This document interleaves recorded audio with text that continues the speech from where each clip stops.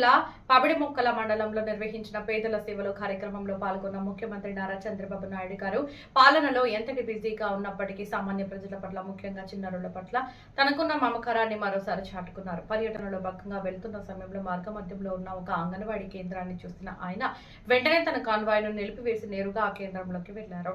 ముఖ్యమంత్రి అకస్మాత్తుగా తమ మధ్యకు రావడంతో అక్కడి సిబ్బంది ఆశ్చర్యానికి గురవగా చిన్నారులు ఉత్సాహంతో కేరింతలు కొట్టారు.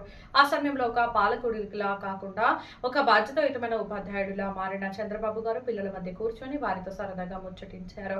పిల్లల పేర్లను అడుగుతూ వారికి ఏమేమి వచ్చో తెలుసుకుంటూ కొన్ని ప్రాథమిక ప్రశ్నలు వేశారు. ముఖ్యమంత్రి ప్రోత్సాహంతో చిన్నారులు తాము నేర్చుకున్న రైమ్స్ ను రాగయుక్తంగా పాడి వినిపించగా ఆయన కూడా వారితో కలిసి గొంతు కలపడం అక్కడి వారిని విశేషంగా ఆకట్టుకుంది.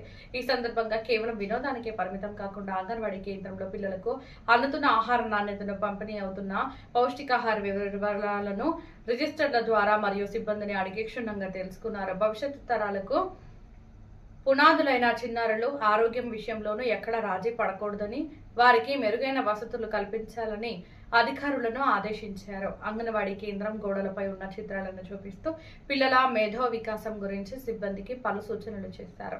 కొద్దిసేపు పిల్లలతో కలిసి సందడి చేస్తూ వారిని ఆశీర్వదించిన ముఖ్యమంత్రిని చూసి స్థానిక ప్రజలు మరియు తల్లిదండ్రులు హర్షం వ్యక్తం చేశారు.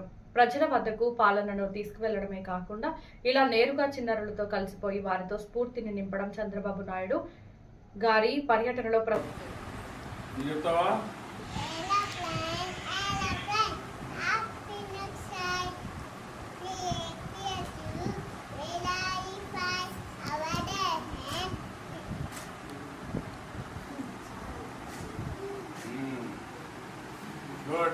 ఇంకా మిగిలిన నూరు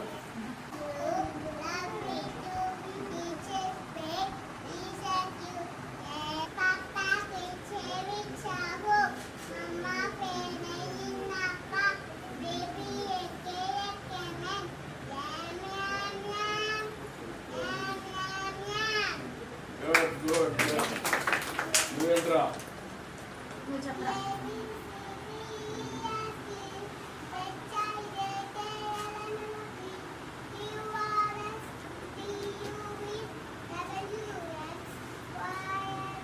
XYZ.